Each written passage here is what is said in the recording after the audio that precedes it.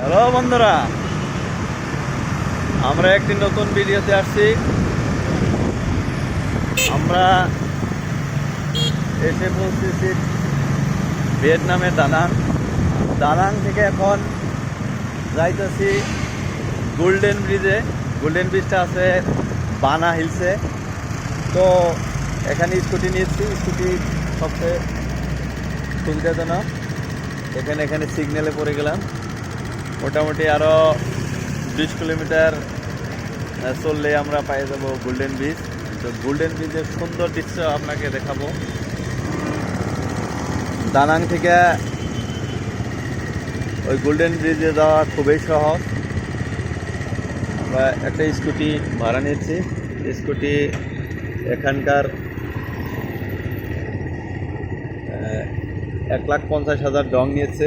1,50,000, তাই তো না? 150